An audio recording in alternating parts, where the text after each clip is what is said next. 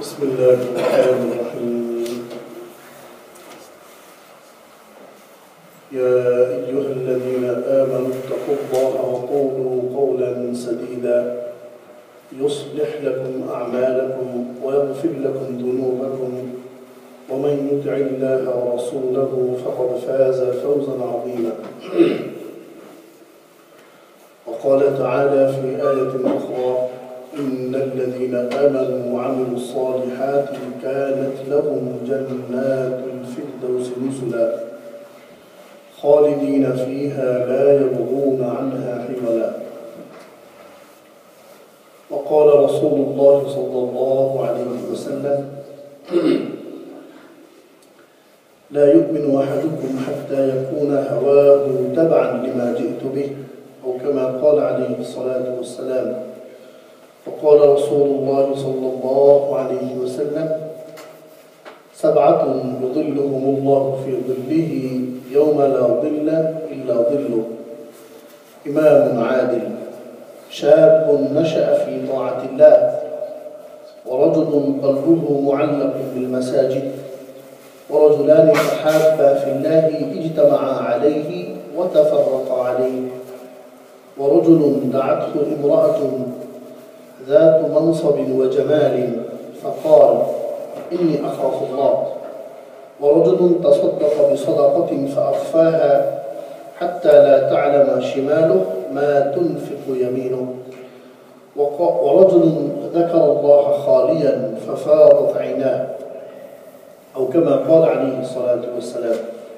صدق الله مولانا العظيم، وصدق رسوله النبي الكريم، ونحن على ذلك من الشاهدين والشاكرين.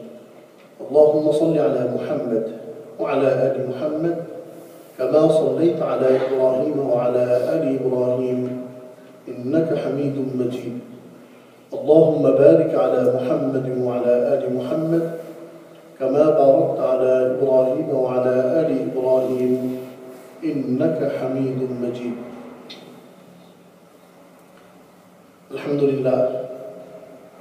1437 হিজরির আজকের অন্যতম এই জুমার বিশেষ মুবারক মুহূর্তে সমবেত মুসল্লিয়ান কিরাম, মুরব্বিয়ানগণ, বিশেষত আমার প্রাণপ্রিয় যুবক ভাইরা, আসসালামু আলাইকুম ওয়া রাহমাতুল্লাহি ওয়া বারাকাতুহু। শুরুতেই আল্লাহ রাব্বুল আলামিনের দরবারে লাখো কোটি শুকরিয়া আদায় করে নিচ্ছি, কৃতজ্ঞতা প্রকাশ করছি মহান রব্বুল আলামিনের দরবারে, যার অফুরন্ত রহমতে আমরা সুস্থ আছি। পৃথিবীতে হাজারো ঝামেলা থেকে আল্লাহ রাব্বুল আলামিন আমাদেরকে মুক্ত করে ইমানের আলোতে আমাদেরকে আলোকিত করে ইমানের দাবিতেই আমাদেরকে তার ঘরে উপস্থিত হওয়ার তৌফিক দান করেছেন। এবং এই বিশেষ বরকতপূর্ণ মুহূর্তে, গুরুত্বপূর্ণ মুহূর্তে আল্লাহ পাকের হুকুম পালন করার জন্য মসজিদে এসে তার কিছু কথা বলা এবং শোনার তৌফিক আমাদেরকে দান করছেন। এই জন্য শুকরিয়া আদায় করছি, আলহামদুলিল্লাহ। সম্মানিত উপস্থিতি, আমরা ইতিপূর্বে রাসূলুল্লাহ সাল্লাল্লাহু আলাইহি ওয়াসাল্লামের সিরাত আলোচনা করেছি। এরপরে কালিমার দ্বিতীয় অংশের পাশাপাশি প্রথম অংশ মানে তাওহীদকে জানার জন্য তাওহীদ নিয়ে আলোচনা করেছি, তাওহীদ বিরোধী বিষয় সমূহ নিয়ে আলোচনা করেছি। আমরা আজকে রাসূলুল্লাহ সাল্লাল্লাহু আলাইহি ওয়াসাল্লামের অসংখ্য মূল্যবান এবং কিয়ামত পর্যন্ত আগত মানুষের জন্য, বিশেষত ঈমানদারদের জন্য অত্যন্ত উত্তম উপদেশ হিসেবে রাসূলুল্লাহ সাল্লাল্লাহু আলাইহি ওয়াসাল্লামের যে সকল হাদিস স্বর্ণাক্ষরে লিপিবদ্ধ রয়েছে, তার মধ্যে অন্যতম একটি গুরুত্বপূর্ণ হাদিস নিয়ে আলোচনা করব, যে হাদিসের মধ্যে আল্লাহ রাব্বুল আলামিন রাসূলুল্লাহ সাল্লাল্লাহু আলাইহি ওয়াসাল্লামের মাধ্যমে আমাদেরকে জানিয়ে দিয়েছেন কিয়ামতের মাঠে আল্লাহ রাব্বুল আলামিন কাদেরকে নিজের মেহমান হিসেবে গণ্য করবেন। আমরা রাসূলুল্লাহ সাল্লাল্লাহু আলাইহি ওয়াসাল্লামের সিরাতের আলোচনার এক প্রসঙ্গে শুনেছি, আলোচনা করেছি যে কিয়ামতের মাঠে অবস্থা কেমন হবে। আল্লাহ রাব্বুল আলামিন কিয়ামতের কথা প্রায় প্রতিটা সূরাতেই আমাদেরকে স্মরণ করিয়ে দিয়েছেন। আমরা যেন আল্লাহ পাকের সামনে জবাবদিহিতার সেই দিনকে ভুলে না যাই। আমি যা কিছু করছি, আমার প্রতিটা মুহূর্ত রেকর্ড হচ্ছে, অডিও ভিডিও সহ, এবং আল্লাহ রাব্বুল আলামিনের কাছে এই অডিও ভিডিও পেশ করা হবে।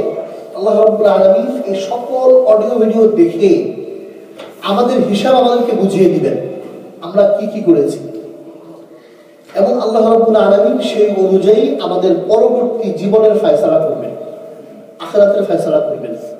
মানুষ যেন তার এই জবাবদিহিতার কথা ভুলে না যায়। প্রতিটা সূরাতেই আল্লাহ রাব্বুল আলামিন কিয়ামতের কথা আলোচনা করেছেন। রাসূলুল্লাহ সাল্লাল্লাহু আলাইহি ওয়াসাল্লাম শ্রেষ্ঠ নবী হিসেবে কিয়ামতের মাঠেও আল্লাহ রাসূলের বিশেষ বৈশিষ্ট্য থাকবে, একইভাবে তার উম্মতেরও বিশেষ কিছু বৈশিষ্ট্য কিয়ামতের মাঠেও থাকবে। আমরা আলোচনা করেছি। সম্মানিত উপস্থিতি, আল্লাহ রাব্বুল আলামিন এই কিয়ামতের দিন কিছু লোককে নিজের মেহমান হিসেবে আল্লাহ রাব্বুল আলামিন আখ্যায়িত করবেন। মেহমানদেরকে মানুষ কোথায় স্থান দেয়? স্বাভাবিকভাবে নিজের বাড়িতে স্থান দেয়। যে নিজের বাড়িতে আসে অন্য একজন, সেই মেহমান।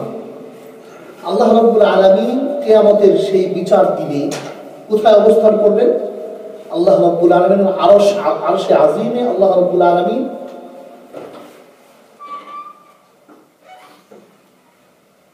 থাকবেন। সেই আরশে আজিমের একমাত্র ছায়াতে আল্লাহ রাব্বুল আলামিন এই লোকদেরকে ছায়া দিবেন। ওই পুরা ময়দানের, পুরা মাঠের বিচারের যে ময়দান, এখানে আর কোনো ছায়া থাকবে না, কোনো বাড়িঘর থাকবে না, কোনো ছাউনি থাকবে না। কারণ সেই বিচারের ময়দানে পৃথিবীর সকল কিছুই ধ্বংস হওয়ার পরেই সেই ময়দান আল্লাহ রাব্বুল আলামিন প্রতিষ্ঠিত করবেন।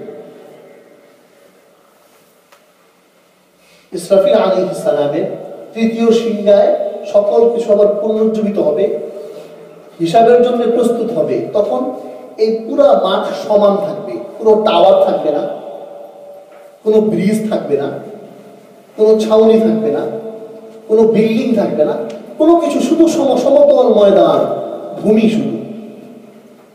এর মধ্যে একেবারে আদম আলাইহিস সালাম থেকে শুরু করে কিয়ামতের আগ পর্যন্ত যত মানুষ পৃথিবীতে এসেছে সবগুলো মানুষ একসাথে উপস্থিত থাকবে। এত বড় ময়দানে সূর্যকে আল্লাহ রাব্বুল আলামিন খুব কাছে দিয়ে দিবেন, এবং ওই দিনের যে কষ্টটা রাসূলুল্লাহ সাল্লাল্লাহু আলাইহি ওয়াসাল্লাম বর্ণনা করেছেন, আমরা আগেও আলোচনা প্রসঙ্গক্রমে শুনেছি যে সূর্য এত কাছে হবে মানুষের, এতটা গরম মানুষের লাগবে, মানুষ এই পরিমাণ ঘামাবে যে মানুষের ঘামগুলো প্রথমত পড়তে থাকবে শরীর থেকে পানির মতো, পানির মতো পড়তে পড়তে এগুলো মাটিতে চুষবে না। কেন? প্রচন্ড রৌদ্রের কারণে মাটি তামা হয়ে যাবে। তামা যেমন পানি চষে না, ওই সময়ে মাটি পানি চুষবে না। তখন এই ঘামগুলো পানির মতো বইতে শুরু করবে, বন্যার পানির মতো। এই ঘামগুলো কারো হবে হাঁটু পর্যন্ত, কারো হবে কোমর পর্যন্ত। মানুষ ঘামের মধ্যে হাবুডুবু খাবে, নিজের ঘাম। এই গরমের মধ্যে একটুকু ছায়া মানুষের সবচেয়ে বেশি প্রিয় বস্তু হবে। তখন যে কোথাও একটু ছায়া পাওয়া যায় কিনা, কোথাও কোনো ছায়া নেওয়ার ব্যবস্থা নাই। যেখানে যাবে পৃথিবীর ওই ময়দানের যেখানে যাবে সেখানে রৌদ্র, একমাত্র একটু ছায়া থাকবে। কোথায়? আল্লাহ রাব্বুল আলামিনের আরশ যেখানে থাকবে, আল্লাহ রাব্বুল আলামিন সে আরশে সমাসীন থাকবেন। ওই আরশের নিচে, ওই আরশের কারণে নিচে রৌদ্র পড়বে না, নিচে ছায়া থাকবে, শুধু এইটুকু ছায়া দেখা যাবে। এবং ওই জায়গাটা সংরক্ষিত থাকবে সেই দিন। আল্লাহ রাব্বুল আলামিন তার কিছু প্রিয় বান্দাকে ওই দিন এই কিয়ামতের মাঠে হিসাব নেওয়ার আগ পর্যন্ত যে কষ্টটা, যে ঘাম ঝরতেছে, হিসাব তো পরে হবে, হিসাব নেওয়ার পরে ফায়সালা হবে জাহান্নাম অথবা জান্নাতে। অনেকে জাহান্নামের টিকিট পাওয়ার পরেও কোথায় চলে যাবে? বিভিন্ন কারণে, সুপারিশ পাওয়ার কারণে, অথবা আল্লাহ পাকের বিশেষ করে উসিলা দিয়ে আল্লাহ রাব্বুল আলামিন অনেককে মাফ করে দিবেন। জাহান্নামের টিকিট দেওয়ার পরেও জাহান্নামে যাবে না, ফাইনালি কোথায় চলে যাবে? জান্নাতে যাবে। কিন্তু সেই বিচারের এক পর্যন্ত যে কষ্টটা, আল্লাহ রাব্বুল আলামিন তার ওই প্রিয় বান্দাগুলোকে এই বিচারের দিনের কষ্টটুকু পর্যন্ত দিবেন না, ওই দিনের শুরু থেকেই তাদেরকে আরশের নিচে ছায়া দিবেন, যাতে ওই রৌদ্রের কষ্টতেও এই বান্দারা কষ্ট না পায়। এই 7 শ্রেণীর বান্দা আল্লাহ পাকের কাছে এত বেশি প্রিয়, আল্লাহ পাক তাদেরকে তো জান্নাত দিবেনই, তাদের জন্য জান্নাতের ফয়সালা তো করবেনই। কিয়ামতের মাঠের যে এইটুকু কষ্ট, এই কষ্টটুকু পর্যন্ত আল্লাহ রাব্বুল আলামিন তাদেরকে দিবেন না, তাদেরকে কোথাও ছায়া থাকবে না, নিচে নিজের আরশের নিচে আপন করে আল্লাহ পাক তাদেরকে ছায়া দান করবেন। রাসূলুল্লাহ সাল্লাল্লাহু আলাইহি ওয়াসাল্লাম আমাদেরকে আল্লাহ পাকের দৃষ্টিতে ওই দিন এত সম্মানিত থাকবে যে লোকগুলো, তাদের তালিকা রাসূলুল্লাহ সাল্লাল্লাহু আলাইহি ওয়াসাল্লাম আমাদেরকে জানিয়ে দিয়েছেন। আমরা যাতে আল্লাহ রাব্বুল আলামিনের কাছে এত প্রিয় ওই বান্দাগুলোর অন্তর্ভুক্ত হতে পারি, এবং জান্নাতের ফয়সালা তো বটেই, কিয়ামতের দিনের যে কষ্ট, এই কষ্ট যেন তাদেরকে স্পর্শ না করে, তাদেরকে করবে না, আমরা যেন তাদের অন্তর্ভুক্ত হওয়ার চেষ্টা করতে পারি। আল্লাহ রাব্বুল আলামিন আমাদেরকে আমল করার তৌফিক দান করেন। রাসূলুল্লাহ সাল্লাল্লাহু আলাইহি ওয়াসাল্লাম এই উদ্দেশ্যেই আমাদের কাছে একটা তালিকা বাতলে দিয়েছেন। রাসূলুল্লাহ সাল্লাল্লাহু আলাইহি ওয়াসাল্লামের হাদিস আপনাদের সামনে পেশ করেছি। 7 শ্রেণীর লোক রাসূলুল্লাহ সাল্লাল্লাহু আলাইহি ওয়াসাল্লাম বলেন, সাবআতুন, 7 ধরনের লোক আছে, ইউযিল্লুহুমুল্লাহু ফি যিল্লিহি। দেখেন রাসূলের উপস্থাপনের ভাষাটা কেমন, আল্লাহ রাসূল কিভাবে এদেরকে এদের গুণাগুণ বর্ণনা করছে। যে 7 শ্রেণীর লোক হবে, ইউযিল্লুহুমুল্লাহু ফি যিল্লিহি, আল্লাহ রাব্বুল আলামিন নিজে তাদেরকে তার নিচের ছায়ায় ছায়া দিবেন। আল্লাহ পাকের ছায়া বলতে আল্লাহ পাকের আরশের নিচের ছায়া, কারণ ওই ছায়া ছাড়া এখানে আসছে ইয়াউমা লা যিল্লা ইল্লা যিল্লুহু, কোন দিন? যেই দিন আল্লাহ পাকের আরশের নিচের ছায়া ছাড়া পৃথিবীতে আর কোথাও কোনো ছায়া থাকবে না, সব জায়গায় শুধুই রৌদ্র এবং প্রচন্ড রৌদ্র থাকবে। ইয়াউমা লা যিল্লা ইল্লা যিল্লুহু, কোনো ছায়া থাকবে না। ওই দিন আল্লাহ রাব্বুল আলামিন ছায়া দিবেন তাদেরকে। 7 শ্রেণীর লোক কারা কারা এরা? 1 নম্বর, ইমামুন আদিল। আল্লাহ রাব্বুল আলামিন, আল্লাহ রাসূল বলে দিলেন, প্রথম একেবারে এই 7 শ্রেণীর মধ্যে সবচেয়ে বেশি প্রিয় এবং সবার আগে অগ্রগণ্য তারা ইমাম, শাসক, নেতা, আদিল, ইনসাফকার। যে শাসক, যে নেতা নেতৃত্ব দেয় ইনসাফের সাথে, যে শাসক ইনসাফের সাথে শাসন কার্য পরিচালনা করে। কি ব্যাখ্যা এটা? ইনসাফ বলতে কি বোঝানো হয়েছে? যেহেতু বলা হয়েছে শাসকের কথা অথবা ইমাম, নেতার কথা বলা হয়েছে, যে নেতৃত্ব কার্য পরিচালনা করবে সেই নেতা, অথবা যিনি শাসন কার্য পরিচালনা করবেন তিনি শাসক। কিন্তু কেবল আদিল, ইনসাফকার। ইনসাফের সর্বপ্রথম পর্যায় হলো যে শাসন কার্য অথবা নেতৃত্বের কার্য পরিচালনা করবেন কোরআন এবং সুন্নাহ অনুযায়ী। এটা হলো আদল বা ইনসাফের সর্বপ্রথম ব্যাখ্যা। অতএব একজন ন্যায়পরায়ণ শাসক বলতে কাকে বোঝানো হয়? একমাত্র ওই শাসক যে শাসক শাসন করে কোরআন এবং সুন্নাহ অনুযায়ী। কোরআন এবং সুন্নাহর বাহিরে যে শাসক শাসন কার্য পরিচালনা করেন, এই যদি নামাজও পড়ে অথবা নোবেল প্রাইজও পায় অথবা পৃথিবীর অন্য কোনো বিশেষ খ্যাতিতে খ্যাতিমানও হয়, তারপরও ওই লোক নিঃসন্দেহে কাফের, মুসলমান হইতে পারে। নোবেল প্রাইজ বিজয়ী হইতে পারে, পৃথিবীতে অন্য বিশেষ কোনো গুণে গুণান্বিত হইতে পারে, তার বড় বড় ডিগ্রি আছে, এইসব ঠিক আছে, কিন্তু সে মুসলমান না, একথা নিশ্চিত। যে শাসক জানে যে আল্লাহ পাকের ইসলাম ও কোরআন এবং সুন্নাহ এটা অনুযায়ী শাসন কার্য পরিচালনা করা তেমনি ভাবে ফরজ যেমনি ভাবে নামাজ ফরজ, এই দুই ফরজের মধ্যে কোনো পার্থক্য নেই।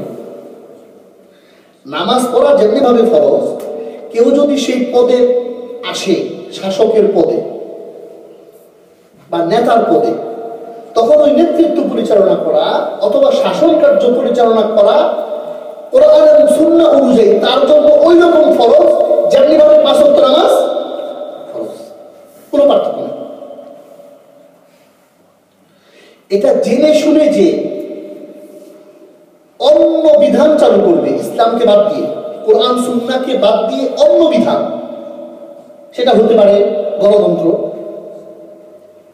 হতে পারে সেটা সমাজতন্ত্রের কোনো রুলস, হতে পারে ধর্মনিরপেক্ষতাবাদের কোনো ধর্মনিরপেক্ষতাবাদ, অথবা অন্য পৃথিবীর যে কোনো তন্ত্র মন্ত্র, যে কোনো আদর্শ হতে পারে, হোক না সেটা এমন কিছু যে পৃথিবীতে তাই খুব নাম সুনাম জয় জয়কার চলছে, চলুক, কিন্তু কোরআন সুন্নাহ না, বাস এইটুকুই যথেষ্ট। এই লোক যদিও নামাজ পড়ে, যদিও হজ করে, যদিও সে ইমানদার দাবি করে, তারপরও সে কাফের। কে বলতেছেন? আল্লাহ রাব্বুল আলামিন বলতেছেন, ওয়ামান লাম ইয়াহকুম বিমা আনজালাল্লাহ ফাউলাইকা হুমুল কাফিরুন।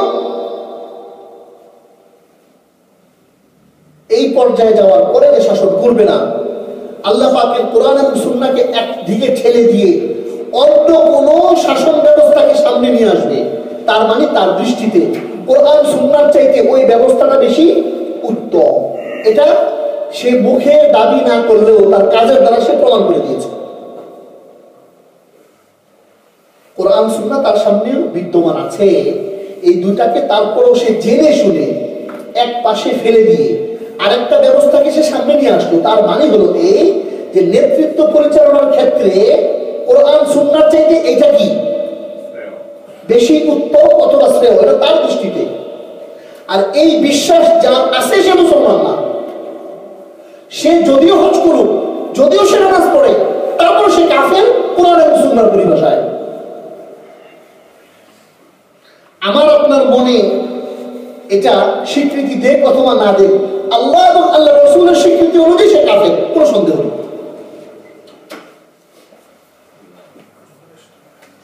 অতএব আজকে যে সকল শাসকরা পৃথিবীতে একেবারে মুসলিম দেশের, মুসলিম পরিবারের, মুসলিম নামের এবং বিভিন্ন মসজিদের খাদেম হিসেবে স্বীকৃত, বিভিন্ন রকম ইসলামিক উপাধিতে ভূষিত, নানান রকম উপাধি নিয়ে বসবাস করতেছে, তাদের যদি এই ক্ষমতা থাকার পরেও কোরআন এবং সুন্নাহকে পিছিয়ে ফেলে দিয়ে অন্য কোন নিয়ম অনুযায়ী শাসন কার্য পরিচালনা করে 1000 বছর নামাজ পড়লেও সে কাফের, আল্লাহ রাব্বুল আলামিন বলে দিয়েছেন।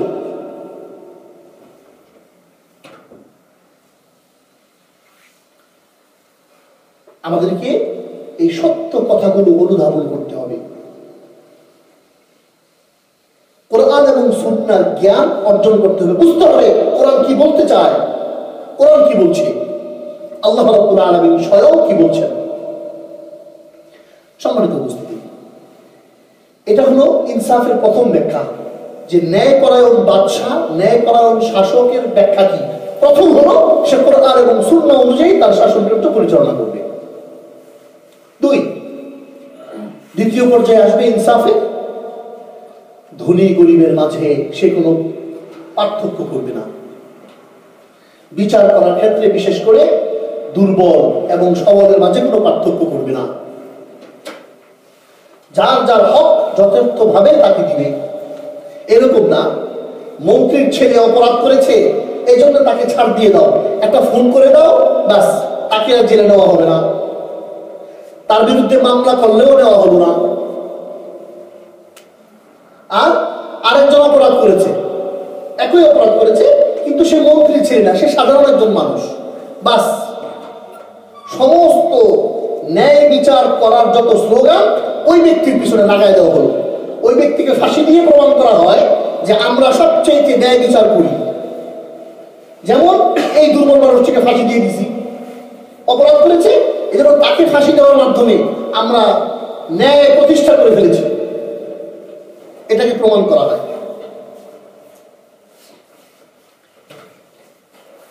ইনসাফের শেষ পর্যায়ে সকল মানুষকে সমান দৃষ্টিতে দেখতে হবে, এমনকি মুসলমান এবং কাফের এদের মাঝেও বিচারের ক্ষেত্রে কোনো পার্থক্য করা যাবে না।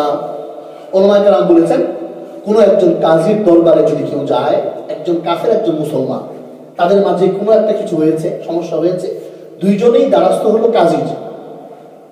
মুসলিম শাসক যিনি কোরআন সুন্নাহ অনুযায়ী শাসন করবেন, তার কাছে গেল।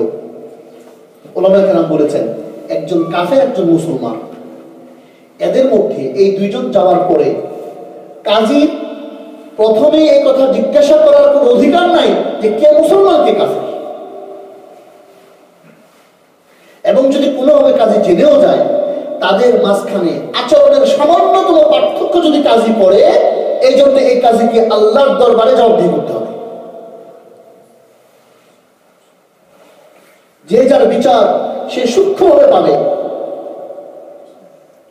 এমনকি ওলামায়ে কেরাম বলেছেন, তার চেহারার মুভমেন্ট এই দুইজনের প্রতি একরকম হইতে হবে। সে যদি জেনেও যায় যে এই কাফের মুসলমান, এই দুইজনের প্রতি যে সে তাকাবে কাজী, এই তাকানোর আচরণের ক্ষেত্রেও কোন রকম বৈষম্য প্রকাশ পেতে পারবে না। এই হলো ইনসাফ। অত্যন্ত কঠিন। এই জন্য পৃথিবীর মধ্যে শাসক যারা ছিলেন ইনসাফের, তারা বলেছেন, ওমর রাদিয়াল্লাহু আনহু বলেছেন, ওমর ইবনে আব্দুল আজিজ জীবনে সারা জীবন ভর, যাকে দ্বিতীয় ওমর বলা হয়, এদের জীবনীতে পাওয়া যায়, আমার এই শাসনকালে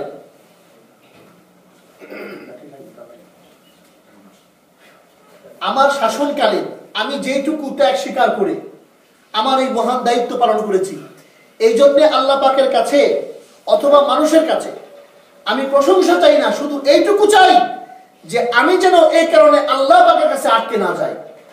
কোনো সুনামের প্রয়োজন নেই আমার, আমি শুধু এইটুকু ভয় পাই যে কেউ যেন আমার বিরুদ্ধে কিয়ামতের দিন না দাঁড়ায়, যে এর শাসন আমলে আমার হক নষ্ট হয়েছে, এই এর শাসনের কারণে আমি বঞ্চিত হয়েছি।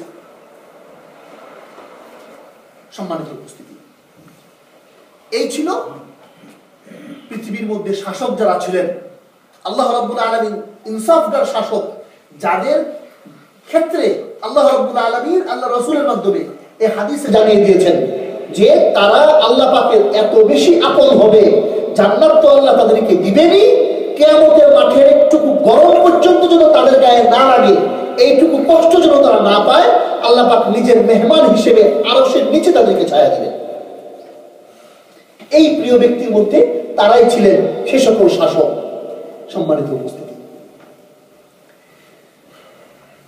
এক, আল্লাহ রাব্বুল আলামিন যেন আমাদেরকে বোঝার তৌফিক দান করেন, কোন শাসককে আপন করে নিব, কোন শাসককে সমর্থন করব, কোন শাসকের জন্য স্লোগান দিব, আমরা যেন স্থির করে নিই, ধোকায় না পড়ে যাই, অথবা আরেকজনের জন্য অযথা ব্যবহৃত না হয়ে যাবে।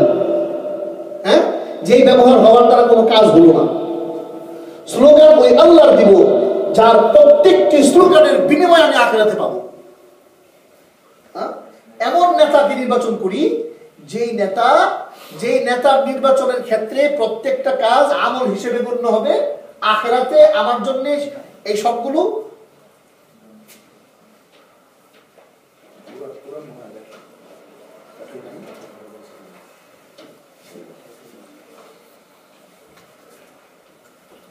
সম্মানিত উপস্থিতি, এগুলো এক শ্রেণীর লোক। দ্বিতীয় নম্বর হলো শাবুন নাশা ফি তাআতিল্লাহ। 2 নম্বর, আল্লাহ রাব্বুল আলামিন যাদেরকে আল্লাহর মেহমান হিসেবে কিয়ামতের দিন রাখবেন এমন যুবক, নাশা ফি তাআতিল্লাহ, যে বেড়ে উঠেছে আল্লাহ পাকের ইবাদতের মধ্য দিয়ে। শাবুন কাকে বলে? প্রথমত শাব বলা হয় 15 থেকে 30 বছর এর মাঝামাঝি সময়ের বয়সের যুবককে বলা হয় আরবিতে শাব। 15 থেকে 30। আল্লাহ রাব্বুল আলামিন বলছেন এমন যুবক নাশা ফি তাআতিল্লাহ, যে তার এই পূর্ণ উদ্যমের যৌবনের সময়টুকুকে আল্লাহ পাকের ইবাদতে মগ্ন রেখেছে, ইবাদতে ব্যয় করেছে।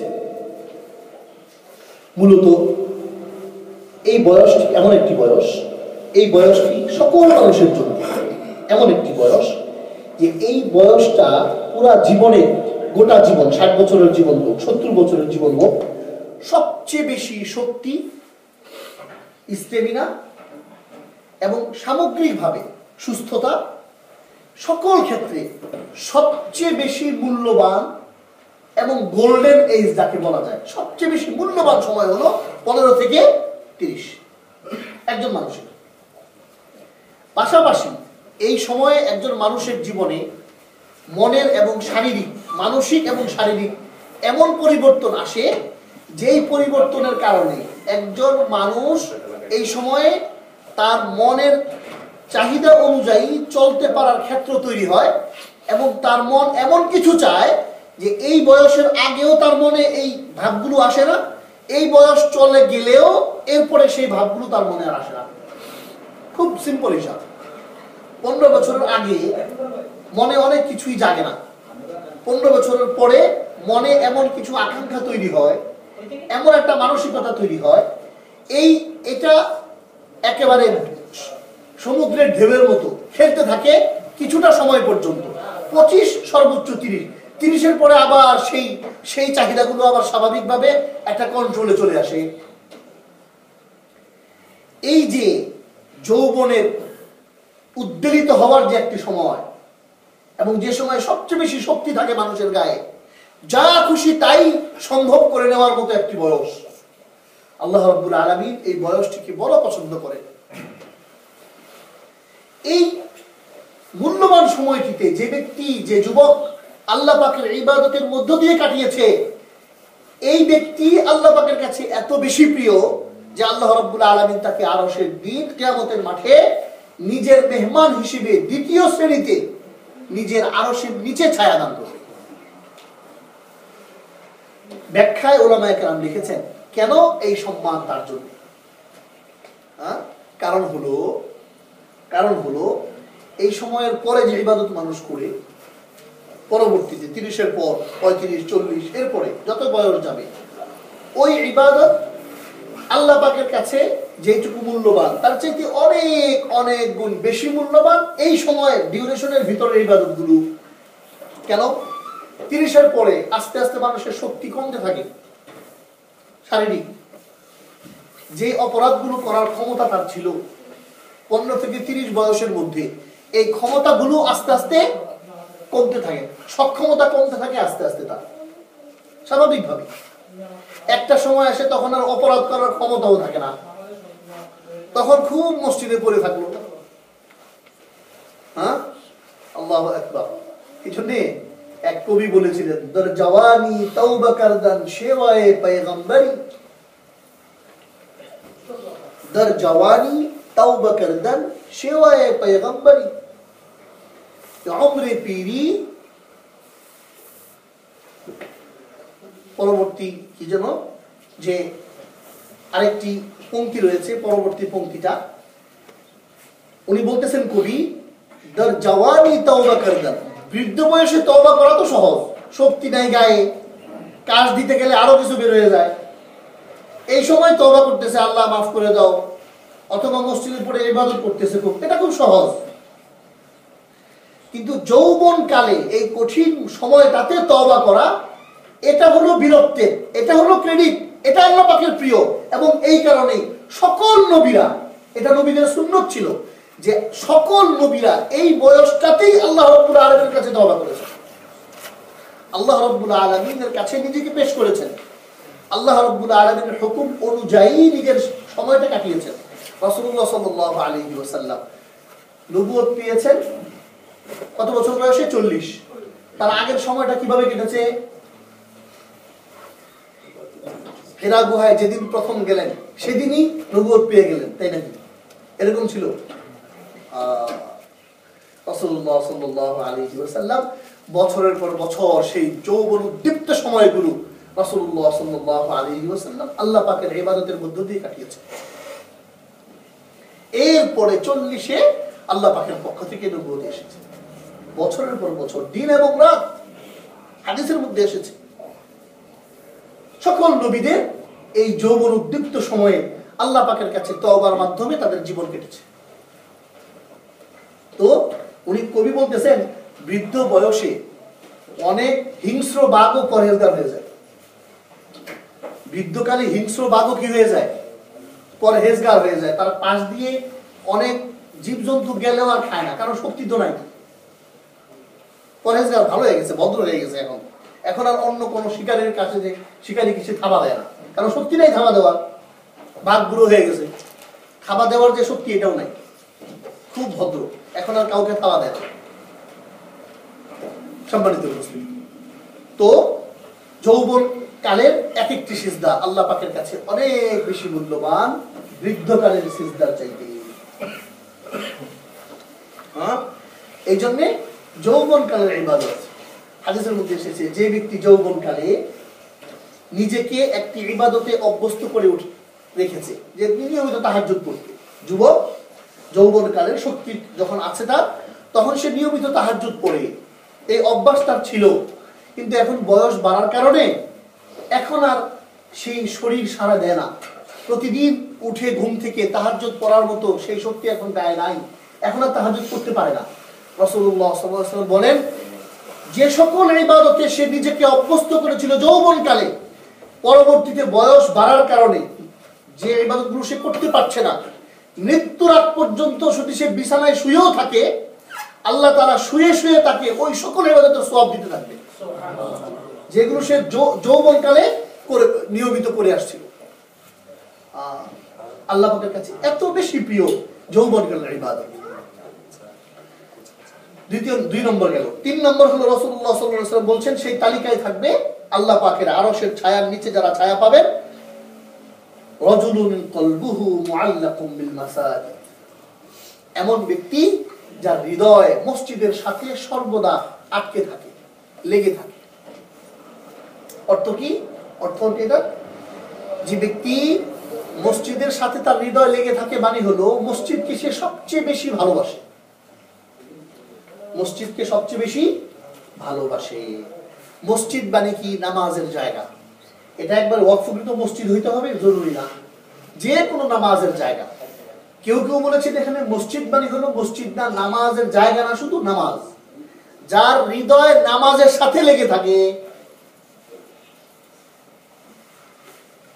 শুধু 5 ওয়াক্ত নামাজ না, অন্য যে কোনো নামাজ, নামাজ পড়লে সে মজা পায়, তার হৃদয়টা নামাজের সাথে জড়িত, মানে নামাজের মধ্যে সে স্বাদ খুঁজে পায়। সুবহানাল্লাহ। নামাজের মধ্যে যে স্বাদ আছে কিভাবে বোঝা যায়? আমরা তো কোথায় আমাদের নামাজ, কোথায় আমাদের নামাজের স্বাদ? রাসূলুল্লাহ সাল্লাল্লাহু আলাইহি ওয়াসাল্লাম বলেন, জুইলাত কুররাতু আইনি ফিস সালাহ।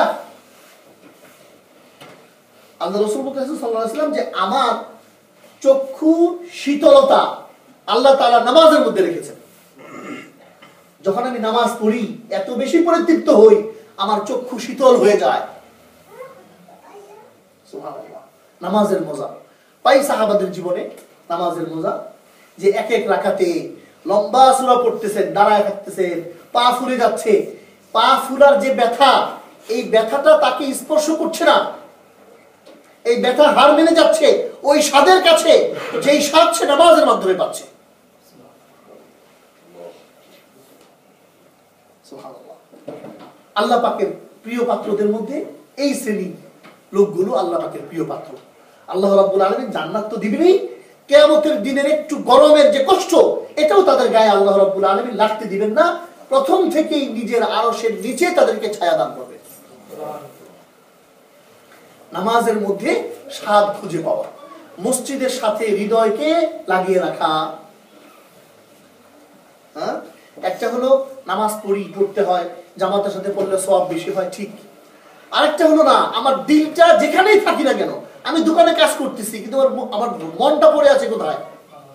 মসজিদ। আমি আমার কাজ করতেছি, ব্যবসা করতেছি, চাকরি করতেছি, কিন্তু মনটা পড়ে আছে নামাজ মসজিদে। এক ওয়াক্ত নামাজ পড়ে এসেছি, আমার মনটা পড়ে আছে, অপেক্ষায় আছে পরবর্তী নামাজ কখন পড়তে যাব। হাদিসে এই ভালোবাসাকে বোঝানো হয়েছে। ও ভাইরা, এগুলোর মধ্যে আমরা কিন্তু হতে পারি, এই কোয়ালিটি আমাদের মধ্যে আমরা আনতে পারি আল্লাহ পাকের সেই প্রিয় মেহমানদের অন্তর্ভুক্ত হওয়ার জন্য। যে আল্লাহ পাক জান্নাত দিবেন, কিয়ামতের মাঠে একটু কষ্ট আমার গায়ে আল্লাহ লাগতে দিবেন না। এত আদর আল্লাহ আমাকে করবেন কিয়ামতের মাঠে, যদি এই কোয়ালিটি গুলো আমার মধ্যে আনতে পারি। সম্মানিত উপস্থিতি, 7টি শ্রেণীর কথা আল্লাহ রাসূল সাল্লাল্লাহু আলাইহি ওয়াসাল্লাম বলেছেন। আজকে আমি 3টি আলোচনা করলাম, আর বাকি আরো 4টা রয়ে গেল।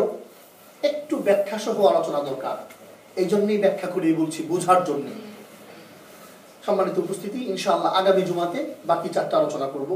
আল্লাহ রাব্বুল আলামিন যেন আমাদেরকে আমল করার তৌফিক দান করেন, আমাদের সকলকে আল্লাহ পাকের সেই প্রিয় পাত্র, প্রিয় মেহমানদের অন্তর্ভুক্ত হওয়ার তৌফিক দান করেন।